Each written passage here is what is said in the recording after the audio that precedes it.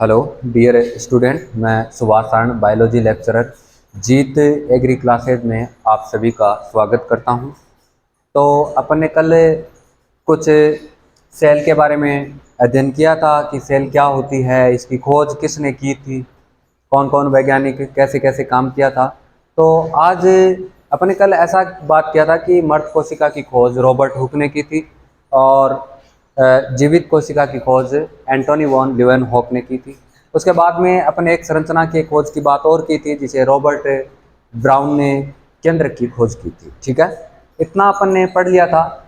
अब ये तो कोशिका की हिस्ट्री हो चुकी है, ठीक है ना। कोशिका का इतिहास क्या रहा है, पहले के टाइम में किसने कब डिस्कवर किया था, क्या क्या कोशिका के बारे में बताया था। आज अपन कोशिका सिद्धांत के बारे में बात करेंगे। किसके बारे में बात करेंगे? कोशिका सिद्धांत के बारे में, जिसे सेल थ्योरी बोलते हैं। आज अपना टॉपिक रहेगा cell theory. Cell theory topic रहेगा, या कोशिका सिद्धांत किस नाम से जाना जाएगा? कोशिका सिद्धांत के नाम से जाना जाएगा। कोशिका सिद्धांत कौन से होते हैं?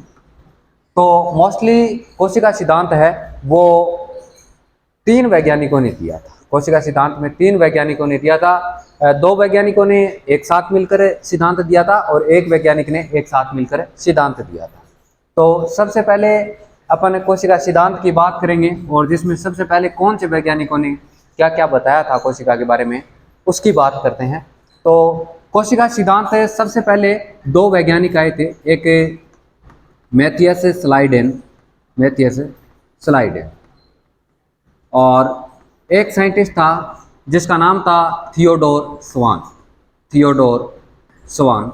ये 2 वैज्ञानिक, एक मैथियस स्लाइडेन और दूसरा कौन सा था? थियोडोर स्वान। ठीक है, मैथियस स्लाइडेन था वो एक बॉटनिस्ट था। कैसा था? बॉटनिस्ट था। इसका मतलब ये वनस्पति विज्ञान पे सबसे ज़्यादा अध्ययन किया करता था। और थियोडोर स्वान की बात करें तो ये एक जंतु वैज्ञानिक था या जूलॉजिस्ट था। कैसा था? जूलॉजिस्ट था या जंतु वैज्ञानिक था। और मैथियस स्लाइडेन कैसा वैज्ञानिक था? पादप वैज्ञानिक था या बॉटनिस्ट था। और थियोडोर स्वान जूलॉजिस्ट। ठीक है, इन दोनों वैज्ञानिकों ने कोशिका सिद्धांत देने की कोशिश की। और स्लाइडेन की बात करें तो इसने कोशिका सिद्धांत को बताने की कोशिश 1838 में की थी। कब की थी? 1838 में। और थियोडोर स्वान की बात करें तो 1839 में दिया था। और दोनों ने मिक्सअप रूप से 1839 के अंदर ये सिद्धांत दिया था। तो कोशिका सिद्धांत मैथियस स्लाइडेन और थियोडोर स्वान ने दिया था। ठीक है ना। और ये मैथियस स्लाइडेन था, ये जर्मन का वैज्ञानिक था। कहाँ का वैज्ञानिक था? जर्मन का वैज्ञानिक था। और थियोडोर स्वान है, ये ब्रिटेन का वैज्ञानिक था। ब्रिटेन का वैज्ञानिक था। ब्रिटेन का वैज्ञानिक था। कौन था? थियोडोर स्वान। तो सॉरी, कोशिका सिद्धांत 2 वैज्ञानिकों ने दिया, मैथियस स्लाइडेन और दूसरा कौन सा? थियोडोर स्वान। ठीक है ना। और इन दोनों वैज्ञानिकों ने, इसमें से एक बात और बता सकते हैं, मैथियस जो स्लाइडेन था ये बॉटनिस्ट था और इसने ये बताया था कि जितने भी जीव होते हैं वो कोशिकाओं से मिलकर बने होते हैं। जितने भी जीव होंगे वो सारे के सारे किससे मिलकर बनेंगे? कोशिकाओं से मिलकर बने होते हैं। और मैंने यही बात बताई थी इन दोनों वैज्ञानिकों ने कि जीव होते हैं वो कोशिकाओं से मिलकर बने होते हैं। और ये जो थियोडोर स्वान है उसने सबसे पहले अपन बात कर सकते हैं कि जितनी भी पादप कोशिका होती है, जितनी भी पादप कोशिका होती है वो कोशिका भित्ति की बनी होती है। किसी उस जितने भी अपन बोल सकते हैं कि पादप कोशिका होती है उसके पास कोशिका भित्ति पाई जाती है। कोशिका भित्ति पाई जाती है जिसे इंग्लिश में सेल वॉल के नाम से जाना जाता है। किसके नाम से जाना जाएगा? सेल वॉल के नाम से जाना जाएगा। तो पादप कोशिका होती है उसके पास क्या पाई जाती है? कोशिका भित्ति पाई जाती है। और इन दोनों वैज्ञानिकों ने मिलकर एक सिद्धांत दिया जिसे कोशिका सिद्धांत कहा। और इस सिद्धांत का मेन एम यही था कि जितने भी जीव होंगे वो किससे मिलकर बने होंगे? कोशिका से मिलकर बने होंगे। किससे मिलकर बने होंगे? सेल से मिलकर बने होंगे। सेल से फॉर्मड होते हैं सारे के सारे ऑर्गेनिज्म। ये बात मैथियस स्लाइडेन और थियोडोर स्वान ने बताई थी। अब अपन को कई बार ऐसा भी आता है कि ये सिद्धांत असफल क्यों रहा, ऐसा क्या रीजन है जिसके बाद में एक और सिद्धांत दिया गया जिसे आधुनिक कोशिका का सिद्धांत कहा गया। क्योंकि ये सिद्धांत ये नहीं बता पाया कि कोशिका की उत्पत्ति कैसे होती है, कोशिका की उत्पत्ति कैसे होती है। इन लोगों ने ये तो बता दिया था कि कोशिका, या अपन बोल सकते हैं जीव जितने भी होते हैं वो कोशिका के बने होते हैं। किससे बने होते हैं? कोशिका के बने होते हैं। तो कोशिका सिद्धांत मैथियस लाइडेन और थियोडोर स्वान नाम के वैज्ञानिक ने दिया। इसके बाद में एक थ्योरी और दी गई जिसे कोशिका की मॉडर्न थ्योरी के नाम से जाना जाता है। Modern theory, theory of cell के लिए कौन सी होती है उसका डिस्कस करेंगे। मॉडर्न थ्योरी कौन सी है? एक साइंटिस्ट आया था जिसका नाम था रुडोल्फ विर्चो। रुडोल्फ विर्चो नाम का वैज्ञानिक था। रुडोल्फ विर्चो नाम का वैज्ञानिक था। ये बात 1855 की है, 1855 की है। कब की है? 1855 की है। और इस वैज्ञानिक ने यह बताया था कि कोशिका की उत्पत्ति पूर्ववर्ती कोशिका से होती है। किससे होती है? कोशिका की उत्पत्ति, कोशिका की उत्पत्ति पूर्ववर्ती कोशिका से होती है।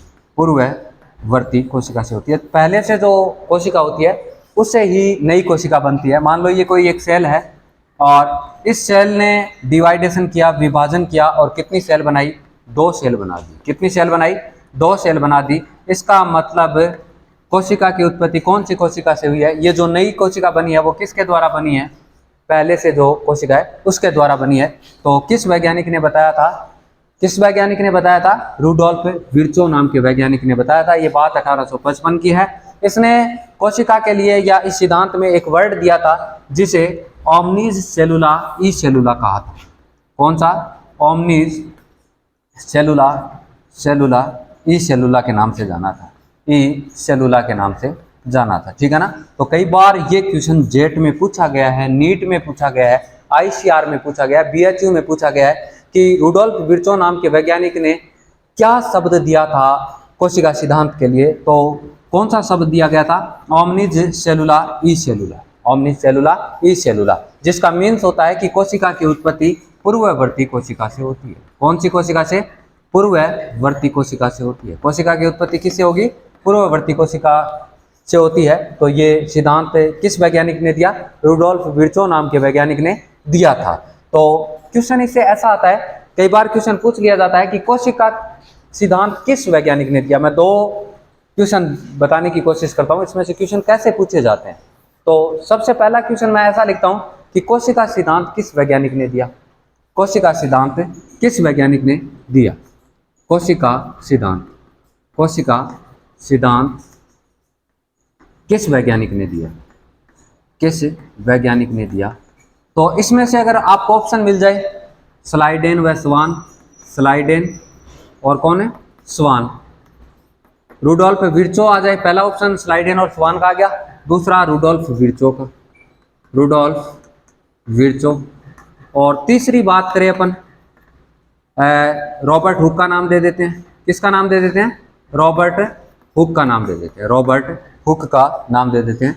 और 4 नंबर है जो ऑप्शन दे देते हैं, एंटोनी वॉन लीवेन हुक का नाम दे देते हैं। Antonie van लीवेन hook.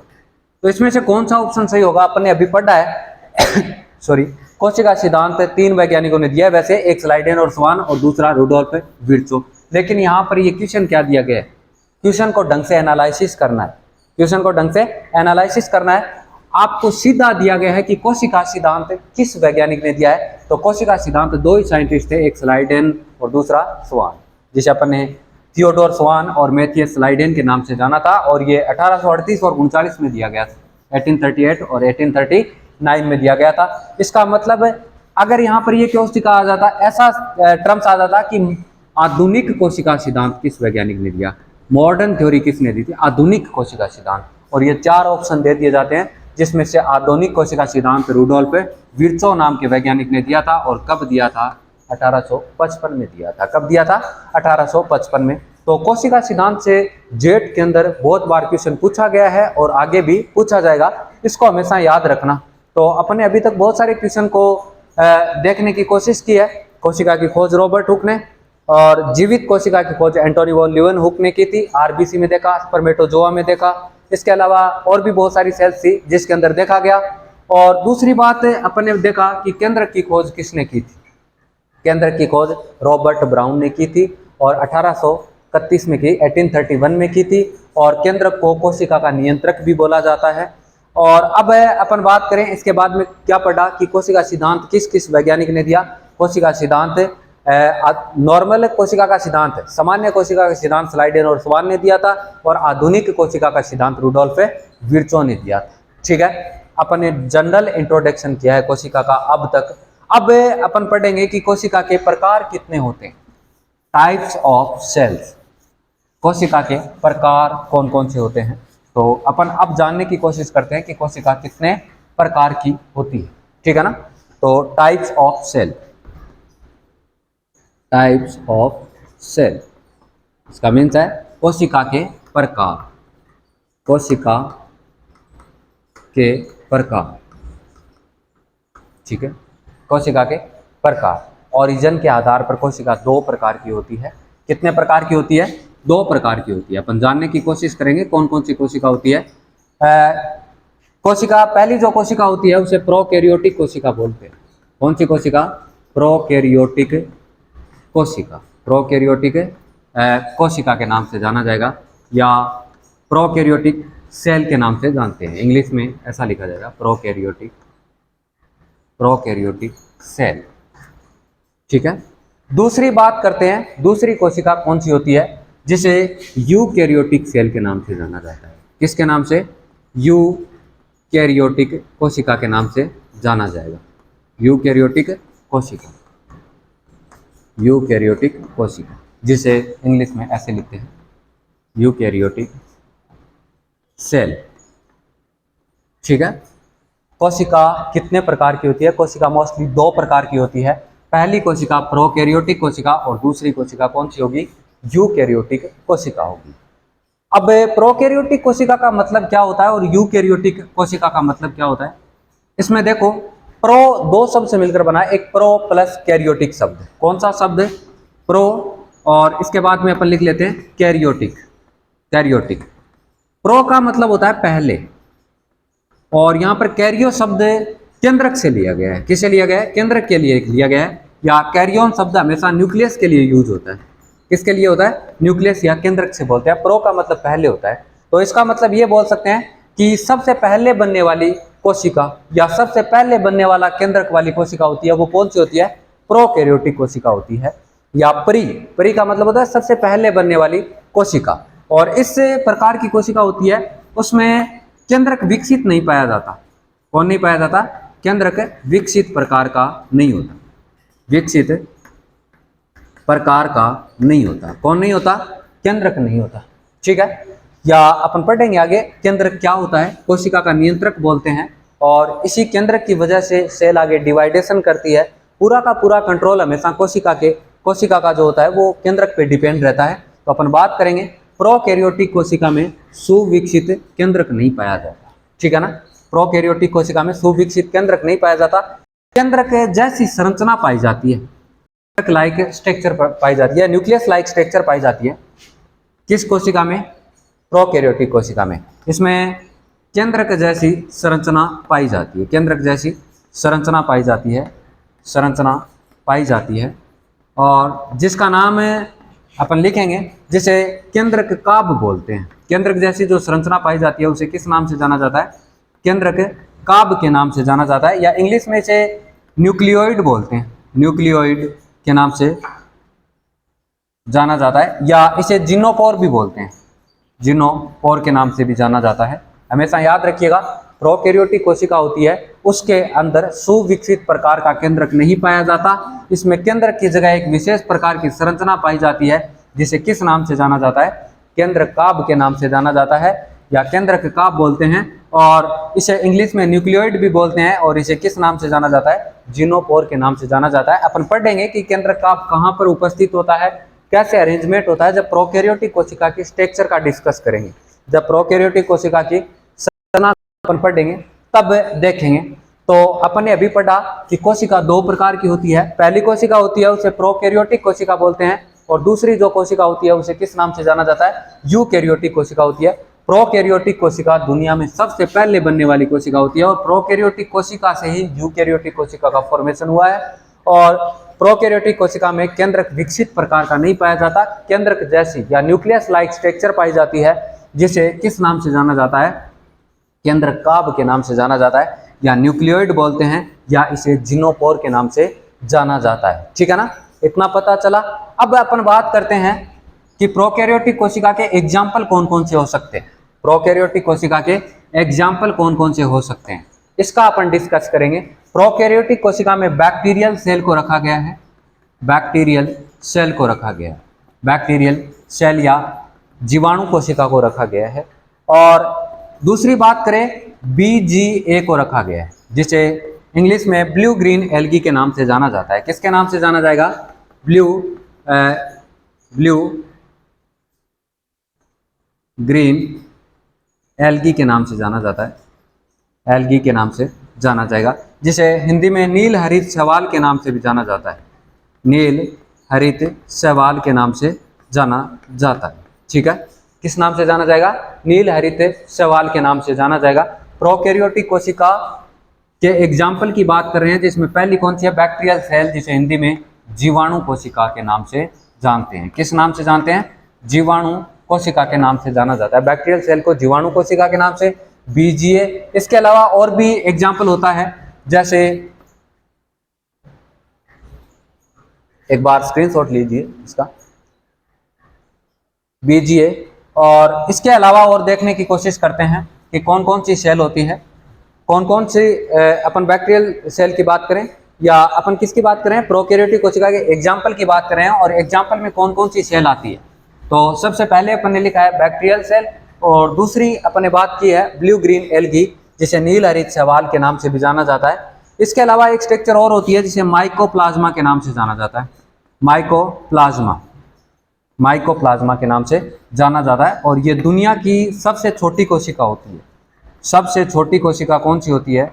सबसे छोटी सेल होती है। कौन सी सेल होती है? माइकोप्लाज्मा होती है। सबसे छोटी कोशिका कौन होगी?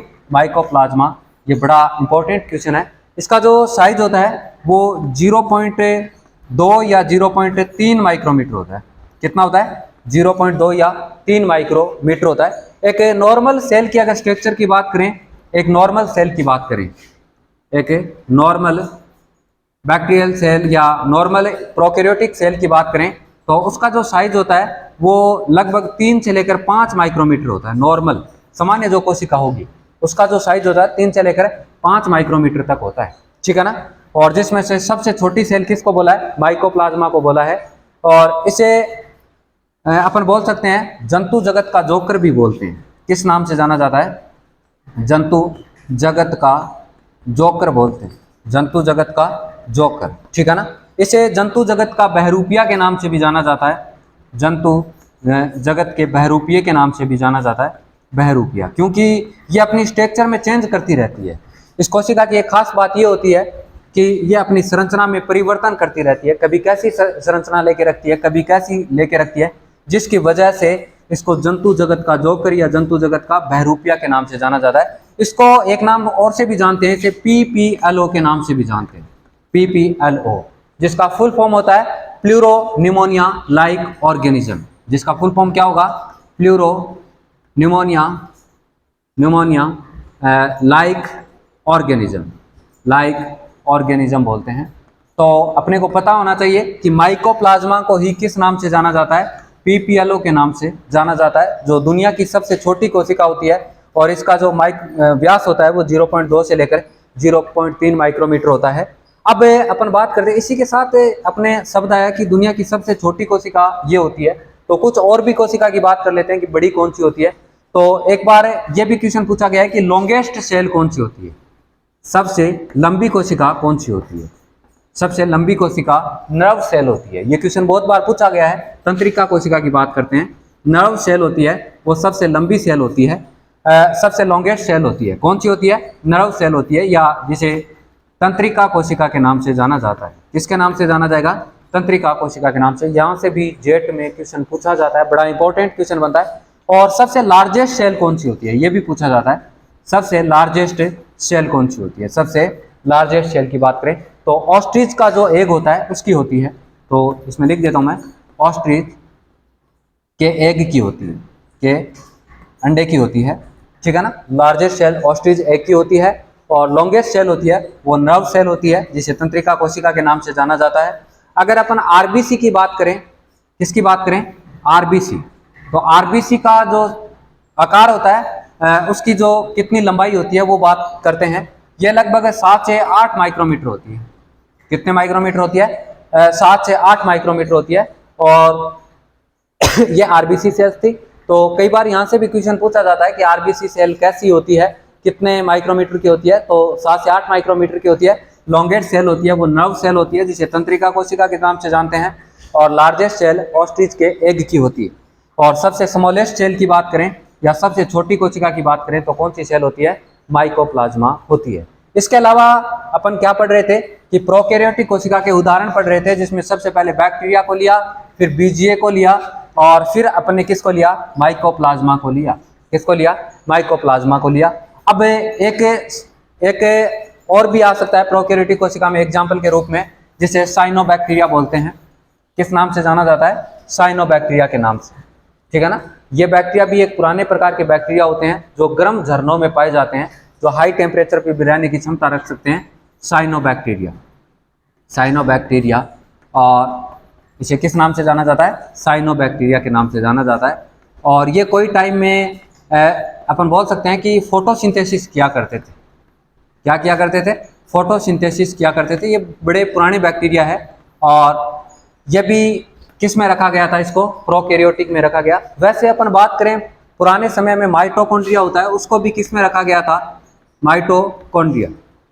माइटोकॉन्ड्रिया को प्रोकैरियोट्स में रखा गया था, प्रोकैरियोट्स में रखा गया था। आपने पढ़ा भी होगा कि माइटोकॉन्ड्रिया को पावर हाउस ऑफ सेल के नाम से भी जाना जाता है, पावर हाउस ऑफ सेल के नाम से जाना जाता है। ये, या इसे अपन बोलते हैं कोशिका का शक्ति गृह बोलते हैं। किस नाम से जाना जाता है, कोशिका का शक्ति गृह के नाम से जाना जाता है, क्योंकि सबसे ज़्यादा एनर्जी कौन करता है, कौन प्रोड्यूस करता है, माइटोकॉन्ड्रिया करता है। ये मोस्टली ऊर्जा उत्पादन करने का काम करता है, और ऊर्जा किसके फॉर्म में होती है, एटीपी के फॉर्म में होती है। तो माइटोकॉन्ड्रिया को पहले टाइम में अपन बोल सकते हैं कि प्रोकैरियोटिक में रखा गया था, क्योंकि माइटोकॉन्ड्रिया के पास खुद का जेनेटिक मटेरियल पाया जाता है। खुद का क्या पाया जाता है, जेनेटिक मटेरियल पाया जाता है, खुद का डीएनए पाया जाता है। किसके पास पाया जाता है, माइटोकॉन्ड्रिया के पास पाया जाता है, जिसकी वजह से पुराने टाइम में माइटोकॉन्ड्रिया को प्रोकैरियोटिक में रखा गया था। धीरे धीरे अपन बोल सकते हैं यूकैरियोटिक में ये इंटर किया, और उसने वहाँ पर अपना सर्वाइव करना स्टार्ट किया। और एक बात हमेशा याद रखिए, माइटोकॉन्ड्रिया के पास खुद का अनुवांशिक पदार्थ पाया जाता है, जिसे डीएनए बोलते हैं, और इसमें आरएनए भी पाया जाता है, राइबोसोम भी पाया जाता है। और जो राइबोसोम होता है वो 70s प्रकार का होता है। अपन बात करेंगे राइबोसोम कैसे होते हैं, कितने प्रकार के होते हैं, तो उसका डिस्कस करेंगे। अभी तक अपन ने प्रोकैरियोटिक कोशिका के एग्जाम्पल देखने की बात की है। किसकी बात की है, प्रोकैरियोटिक कोशिका के उदाहरण को देखने की बात की है, जिसमें से सबसे पहले अपने बैक्टीरिया को लिया। बैक्टीरिया के बाद में अपन ने नील हरित शैवाल या ब्लू ग्रीन एल्गी को लिया।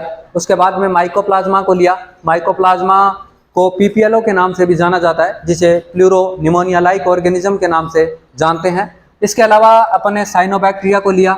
माइटोकॉन्ड्रिया को पहले रखा करते थे, लेकिन आज के टाइम में नहीं रखते। अब अपन प्रोकैरियोटिक कोशिका की बात करेंगे, और प्रोकैरियोटिक कोशिका में बैक्टीरियल सेल की बात करेंगे, और जो बैक्टीरियल सेल होगी उसका अपन नेक्स्ट लेक्चर में डिस्कस करेंगे।